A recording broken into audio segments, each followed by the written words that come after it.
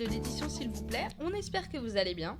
Aujourd'hui, c'est à mon tour de faire découvrir un livre de ma bibliothèque à Clem. Yes. Et comme dans l'épisode précédent, elle va devoir le choisir parmi 3 bouquins en se basant uniquement sur la couverture.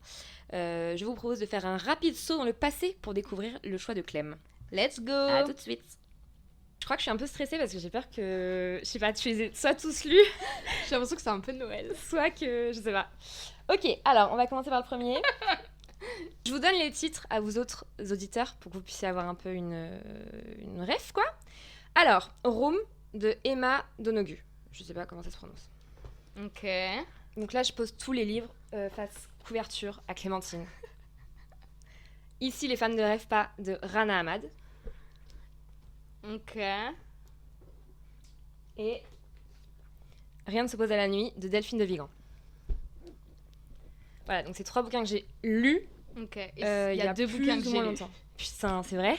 Non. C'est vraiment pas drôle. Ok, t'en as lu aucun là?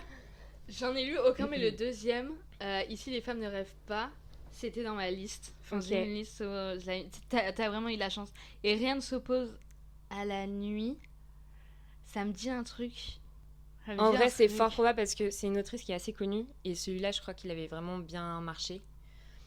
Après, je me suis quand même... Alors, c'est que des bouquins qui m'appartiennent et que j'ai lus, mais j'ai quand même essayé de plaire à l'idée que je me faisais de ce que toi, tu lisais, tu vois. Ok. J'ai pas essayé de te faire lire un truc et de te mettre hors de ta zone de confort. Ok. C'était mon postulat de base. T'es vraiment une super copine. Est-ce que tu veux nous dire un peu ce que tu ressens devant ces livres? Est-ce qu'il y en a un qui t'attire en premier? En vrai, les trois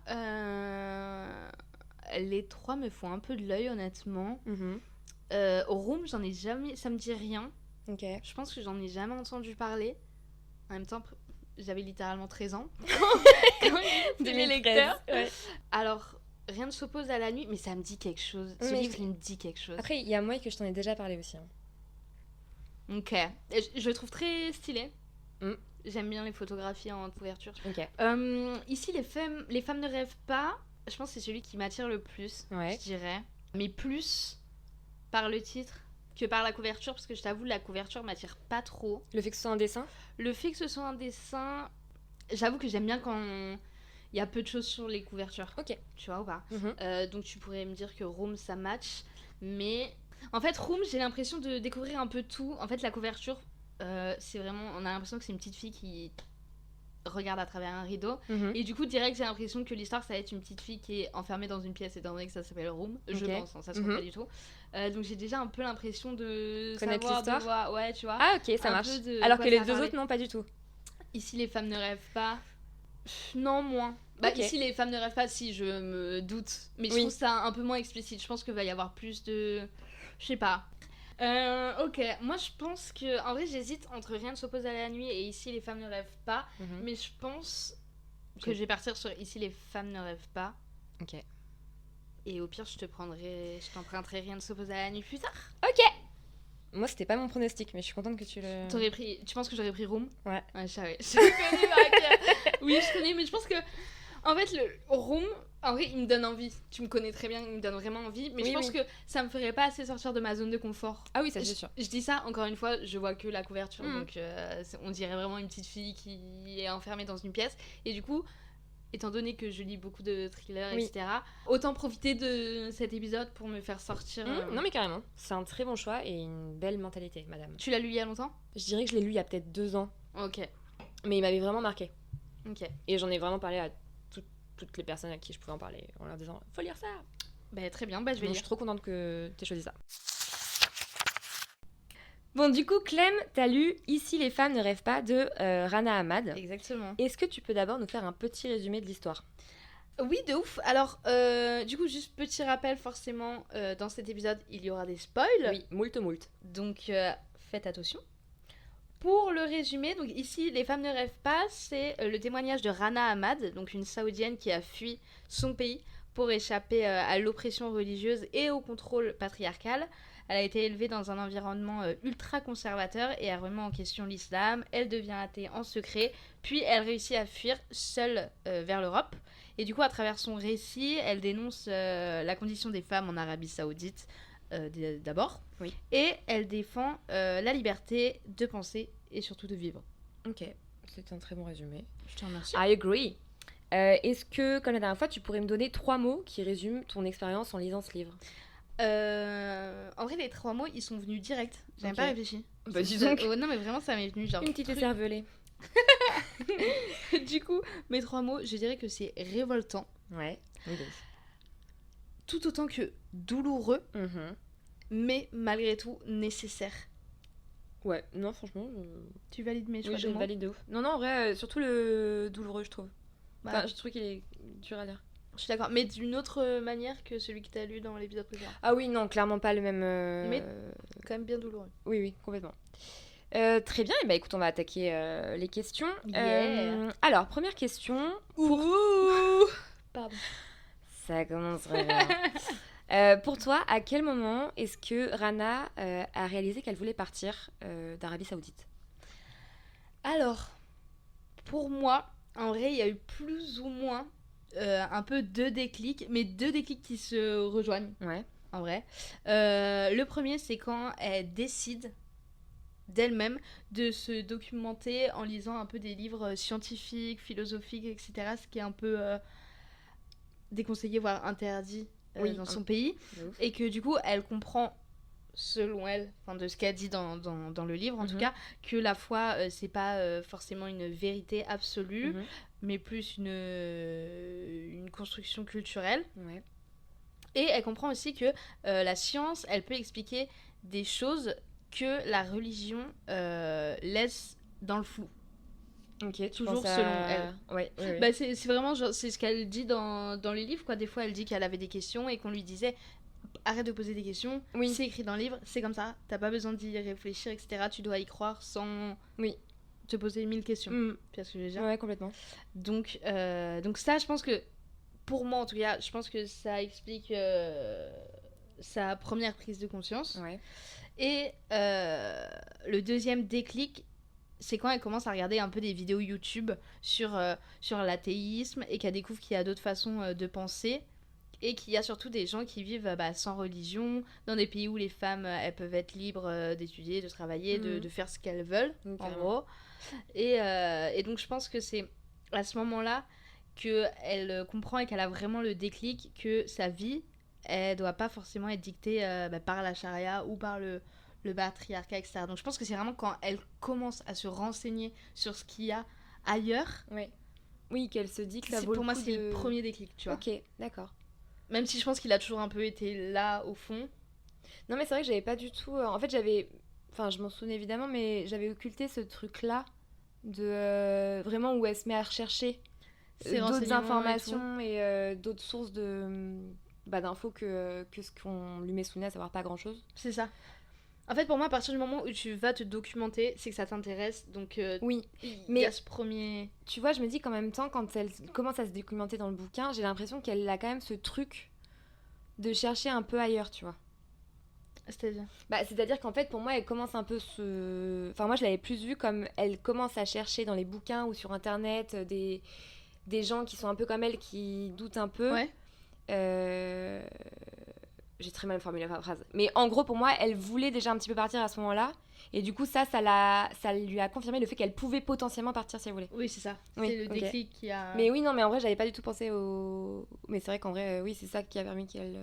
Là, pour moi, c'est la logique du truc, quoi. C'est là où la première étape mentale, en tout cas, qui a déclenché, avant je pense, son envie de partir. Non, oui, carrément. En vrai, c'est grave intéressant.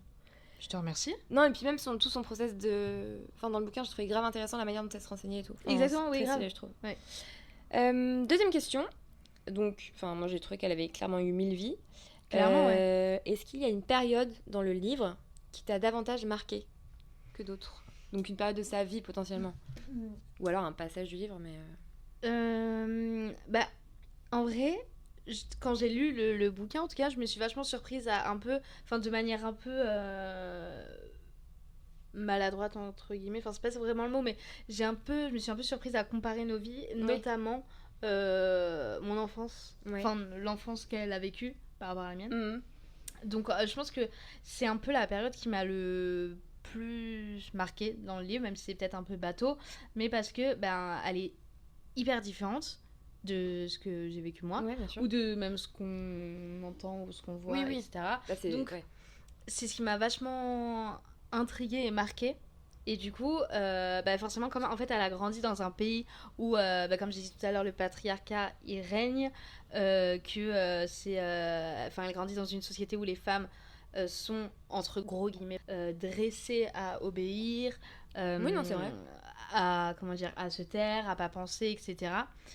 Et qu'au-delà de ça, en plus de ça, elle est privée de toute sa liberté alors qu'elle est encore une petite fille. On parle oui, complètement. d'une pas d'un bébé, mais d'une non, mais oui, elle a une dizaine d'années quand Ouais. Et du coup, elle a 7 ans quand on lui impose le voile et la baya. 7 ou 10 ans. Il me semble que c'est plutôt une dizaine d'années, mais ça reste une très jeune. En tout cas, un jour, elle est en train de se balader sur son vélo et le lendemain, on lui dit en fait, tu peux plus te balader à vélo et il faut que tu mettes le voile. Tu vois. C'est ça. Donc il y a ça, il y a aussi le fait qu'elle se fasse attoucher, agresser sexuellement. Tu vois quand même que c'est quand même horrible ce qu'elle vit, quoi. Et donc depuis toute petite, elle doit apprendre le Coran, prier 5 fois par jour, obéir aux règles religieuses, etc., etc. Donc en fait, elle vit et elle grandit surtout. C'est ce qu'elle dit dans le livre, dans un climat d'oppression. Et du coup, je pense que c'est cette période-là qui m'a le plus marquée, de par un peu la tristesse, de ce qu'on comprend en lisant, tu vois, de par son témoignage. Je pense que c'est vraiment au vu de la tristesse de la situation. Et c'est pas du tout la seule situation qui est triste dans sa vie. Non, bien sûr. Mais je pense que c'est ce côté, le fait qu'elle soit enfant en vivant ça. Oui, ça te fait encore plus de peine, ou alors ça me serre le cœur, quoi. Ouais. Tu sais ce que je veux dire ? Oui, parce que je pense qu'en plus, quand tu penses à ton enfance, en général, t'es un peu nostalgique, ou en tout cas, il y a des trucs un peu. Je sais pas, de l'aspect de la tendresse ou du réconfort ou de la mélancolie, pas forcément tout le temps, mais... Oui, et puis t'as souvent les bons souvenirs quand t'es enfant, tu vois. Oui, et elle, j'ai l'impression qu'il y en a, il y en a quand elle va visiter ses grands-parents, etc. Mais tout ce qu'il y a à côté de triste... je sais que ça m'a vraiment... Elle grandit très vite, en fait. Oui, c'est ça, c'est clair. Et en fait, ça m'a vraiment, je sais pas, serré le cœur, quoi. Ça m'a vraiment marqué. Ouais. Non, je comprends. Donc, je pense qu'après, il y en a plein d'autres, quand tu lis le livre, pardon. Oui, bien sûr. Mais je pense que c'est celui-là qui m'a vraiment marqué, touché, bouleversé, tout ce que je veux, quoi. Ok. Donc voilà. L'enfance. Marcel Proust. Non, c'est pas ça. Marcel Pagnol. Oh, c'est la fatigue. Troisième question. Que penses-tu du sous-titre Récit d'une évasion ? Donc c'est-à-dire que c'est genre le livre s'appelle Ici les femmes ne rêvent pas et il y a un petit sous-titre en dessous avec marqué Récit d'une évasion. Qu'est-ce que tu penses de ce sous-titre ? Alors, je pense que je commence toutes mes réponses par alors, c'est virgule. Non, pour moi, en vrai, je trouve que cette phrase, c'est 3 mots, c'est vraiment le résumé parfait du livre. Oui, c'est vrai. Je trouve que ça résume très très bien le livre, et je trouve que ça montre que c'est pas du coup juste une autobiographie, entre guillemets, pardon, très mouillé, mais plus un témoignage. En mode acte de résistance, etc. Tu vois. Plus je veux faire passer quelque chose, et du coup, forcément, récit d'une évasion, ça renvoie automatiquement vers sa fuite. Oui, bien sûr. qu'elle fuit son pays, au péril de sa vie d'ailleurs. Oui. Parce que c'est ce qu'elle explique, vu qu'en Arabie Saoudite, abandonner l'islam, c'est un crime grave, passible d'une peine de mort. Oui, donc en fait, ça prend vraiment tout son sens. Oui. Et du coup, comme elle est devenue athée en secret, qu'elle peut plus vivre dans son pays, elle risque d'être tuée. Donc c'est vraiment, je trouve, quitter son pays au péril de sa vie. Oui. Donc je trouve que ça colle vachement. Récit d'une évasion, je trouve que, surtout quand t'as lu le livre dans son intégralité, tu comprends. C'est vrai que vraiment, ça résume assez bien c'est très simple finalement. Exactement. Mais c'est vrai que ça résume assez bien ce que tu vas trouver dans le bouquin finalement. Et je trouve qu'il y a aussi quand même un côté un peu, un aspect un peu mental de l'évasion, plus dans le sens où, parce qu'elle a osé penser, lire, comme on disait, se documenter, se renseigner, etc. Malgré la peur et les interdits, elle a quand même réussi à trouver la force de fuir son pays, tu vois. Oui. Parce qu'elle a osé faire tout ça derrière. Et je trouve que du coup, ça montre que c'est pas juste une évasion physique. Je sais pas si tu vois ce que je veux dire. C'est aussi un peu, elle s'est d'abord tu veux dire. Ah oui, elle s'est carrément... Ah oui, d'où. Elle s'est d'abord évadée mentalement avant de réussir à prendre l'avion et partir. J'avais pas du tout vu ça comme ça, mais oui, t'as grave raison. Je suis grave d'accord avec ce que tu dis. Je pense que ça a commencé par là. Et d'ailleurs... oui, non, dis-moi.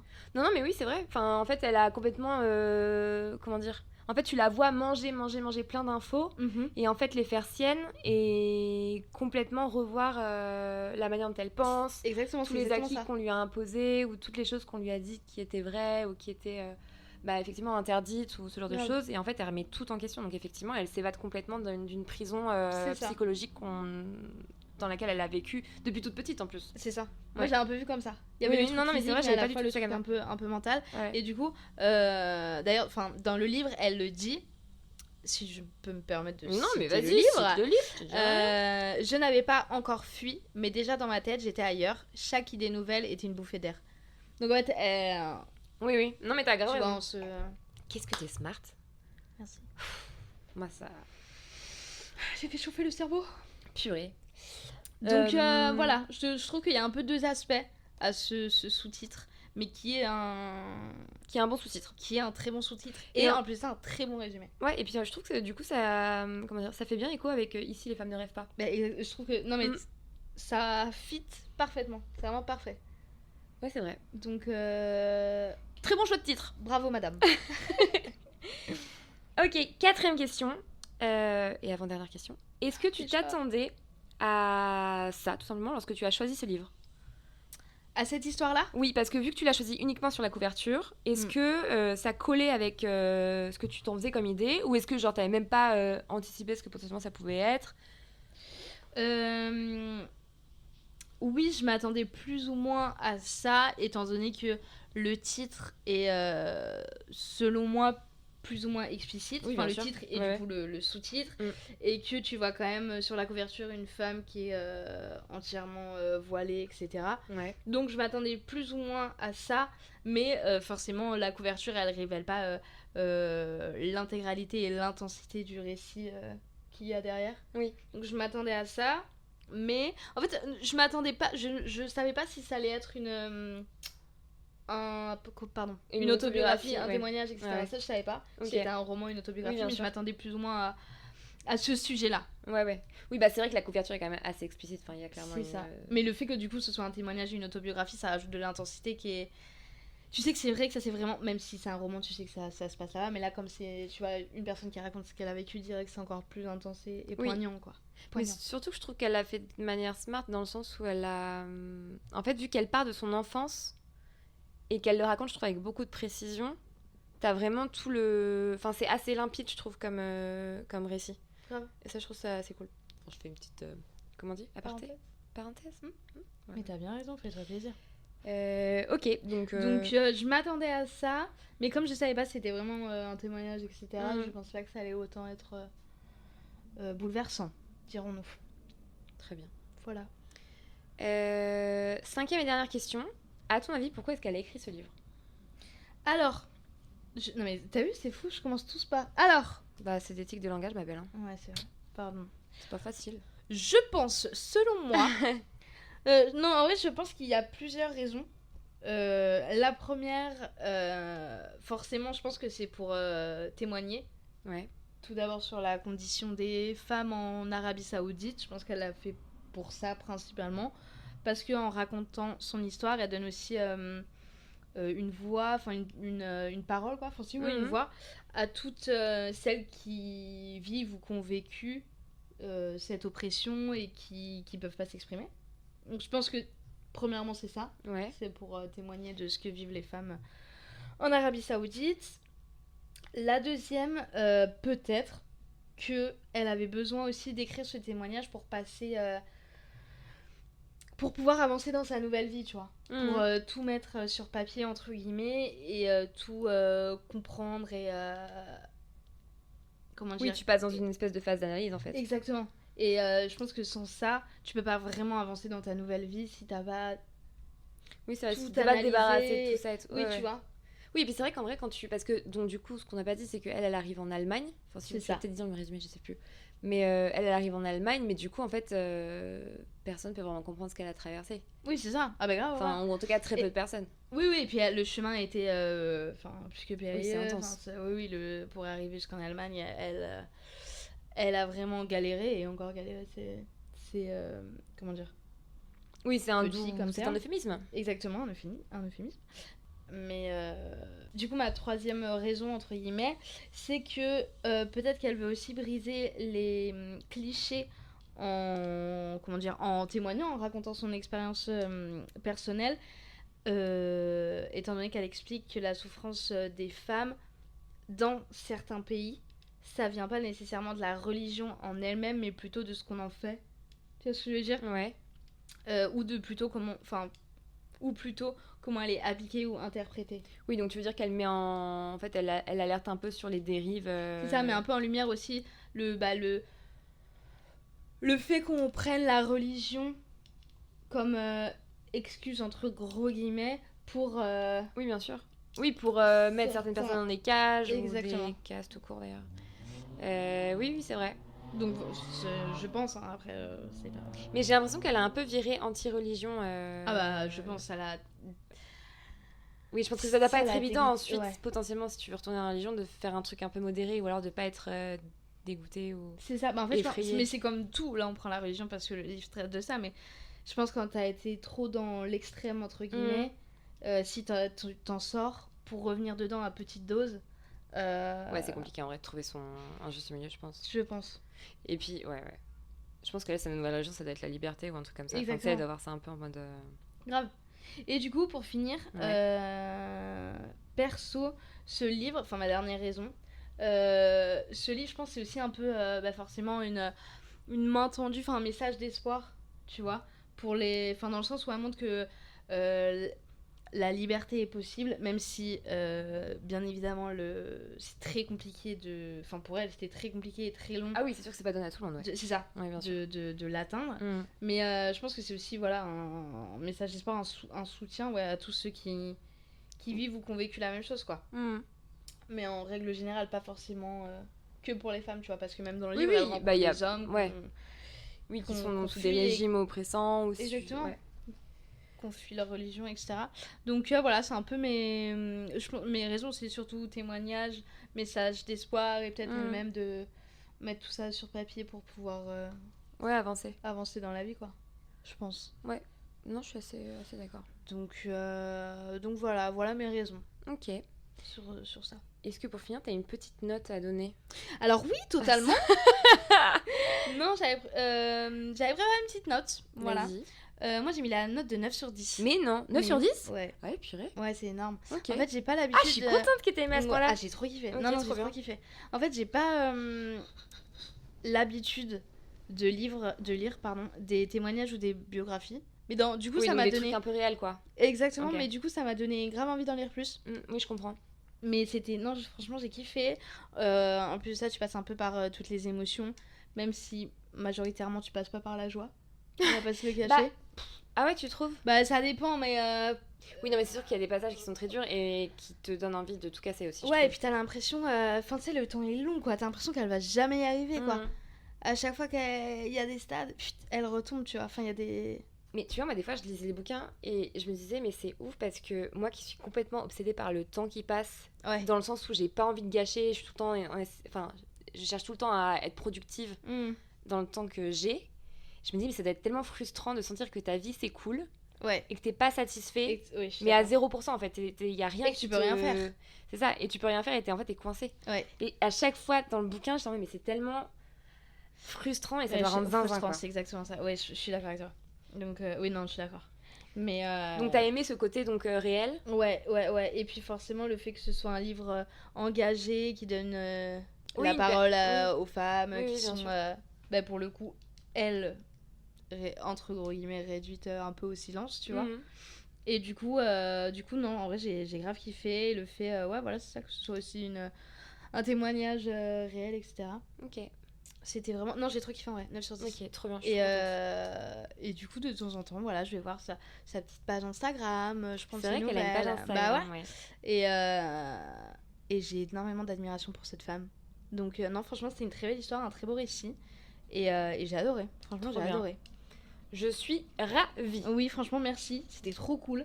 J'ai grave kiffé le lire et fais-moi découvrir plus de livres. Sors-moi un peu de ma zone de confort. Bah écoute, je vais faire ça la prochaine fois. Les thrillers, les polars, c'est je t'emmène lire Zola. Alors ce sera sans moi. Désolée, merci, au revoir. Je raccroche. Bon, bah c'est super. Non mais en vrai, grave cool. J'ai trop... Toi, t'aurais mis combien ? Je te prends un peu de cours. Non, parce que du coup, je l'ai relu pour le podcast. Et non, moi j'aurais mis plus 8 sur 10 parce qu'en fait, c'est le genre de... Si je dois lui donner purement une note d'intention, enfin dans le sens où vraiment dans l'intention du bouquin, évidemment je lui mettrais largement 9 sur 10. Mais en fait c'est frustrant à lire, enfin tu vois ce que je veux dire ? Ouais, grave. Donc je mettrais plus 8 sur 10 parce que quand je l'ai fermé, j'étais en mode genre c'est quand même dingue. Mais oui, du coup, en fait, ça serait plus une très bonne note. Mais c'est dingue de quoi ? Ça veut rien dire ce que je dis. Non. Non, mais en fait, c'est dingue de se dire qu'on a des existences tellement opposées et... En fait, c'est lunaire. Tu vois ce que je veux dire ? Genre, tu pourrais me dire que c'est de la science-fiction. Dans un monde où je serais pas au courant qu'il se passe ça serait pas choquant. Je suis d'accord. Mais parce que c'est lointain. En fait, toutes les situations... Oui, c'est ça. Et puis, ouais, c'est vraiment une histoire de dingue. Donc, en fait, je mettrais... Oui, non, en vrai, je mettrais peut-être 9 sur 10.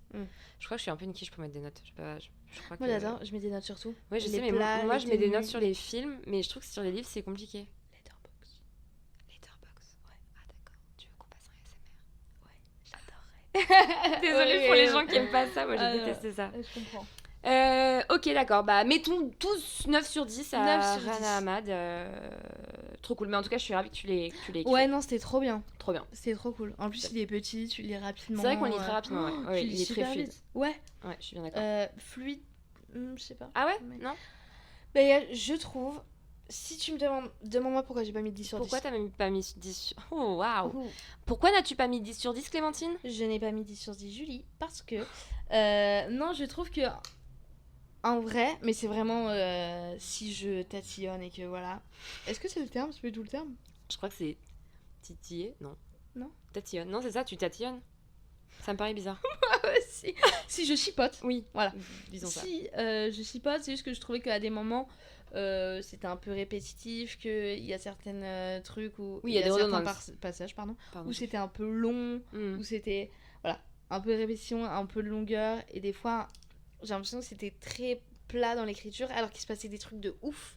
Et alors, ouf, c'est pas... L'écriture, c'est pas une écriture de romancier. Je suis d'accord. Je veux dire, et ça, tu vois un peu, je trouve. Oui, non, c'est vrai. Donc, mais bon, c'est pas un roman, c'est une autobiographie, et ça n'enlève en rien... L'importance du texte et sa portée, bien sûr. Exactement. C'était vraiment si je veux chipoter et faire ma relou. Ok, non mais t'es relou. Oui. Et je pense qu'en vrai, ce livre est très nécessaire, si je peux me permettre. Il est très nécessaire. Pas à n'importe quel âge, mais tu vois, tout comme je le mets peut-être pas au même rang que le journal d'Anne Frank, parce que c'est deux choses différentes. Oui. Mais je pense qu'il est pas tout autant, mais je pense qu'il est nécessaire quand même. Oui, je pense qu'il est nécessaire, je suis d'accord avec toi, mais effectivement, je suis aussi d'accord sur le fait que je pense qu'il y a un âge pour le lire, dans le sens où je pense qu'il y a des nuances qu'il faut avoir. Dans le sens où là, on sait qu'on parle d'un islam qui est dans un cadre conservateur, rigoriste, etc. Et du coup, ça peut être potentiellement dangereux de mettre ça entre les mains de n'importe qui, mais oui, non. Franchement, je suis grave d'accord avec toi. Enfin, c'est typiquement le genre de récit qui est, je pense, ultra... capitale dans la notion que les gens ont des droits des femmes au sein de la planète. Exactement. Non, oui, je suis d'accord. Ouais. Mais sachant que le livre n'est pas écrit dans le but de détester la religion, quoi. Non, bien sûr. Non, mais c'est vrai je pense qu'il y a des trucs qu'il faut pas oublier, à savoir qu'effectivement, elle vient d'une famille d'ultra conservateurs, que tu vois, il y a quand même des trucs qu'il faut intégrer, quoi. Oui. Mais oui, c'est vrai qu'il faut le lire avec la... Je pense qu'il faut le lire avec une certaine maturité d'esprit, et en tout cas la conscience que ça englobe pas... c'est pas un truc général, tu vois. Je suis d'accord. Non, mais effectivement, il y a tout un tas de personnes qui sont confrontées à cette vie-là et qu'il faut les sortir de là, notamment les femmes. C'est ça. Ok. Non, c'était très bon livre. Un très bon livre, je te remercie. Bah, merci à toi. Arrête. Je suis super ravie. Oui. On va demander. Du coup, est-ce qu'on peut se dire que c'est déjà malheureusement la fin de cet épisode qui, j'ai l'impression, était un peu plus court que les autres. Je sais pas si c'est moi un petit peu court, mais je sais pas si mes questions étaient après en fait. Le temps passe vite quand on s'amuse. Non, ça va, on est à 28 minutes. Ok, pardon. Avec une intro qu'on va quand même... Oui, je pense. Mais on va rajouter les rewinds. Oui. Ah oui, c'est vrai. Oui. Là, c'était le... Oui. Oui, j'ai le... Ça, c'était les Sims. Ah, pardon. Sorry. N'hésitez pas à nous suivre sur notre Insta. Oui. Pour avoir des news de nos prochains épisodes, de nous, de des livres qu'on va lire. Exactement. Donc voilà, et partagez-nous nos avis, en vrai. Vos avis. Il faut l'excuser, hein. Il fait très chaud. On a fermé les fenêtres, là, c'est le spa. Non, c'est pas le spa. Bon, il fait chaud, quoi. Donc, ouais. Partagez-nous vos avis. Oui, faites donc ça. On kifferait vous lire. Et on se retrouve bientôt pour le prochain épisode de l'édition, s'il vous plaît. Bye bye.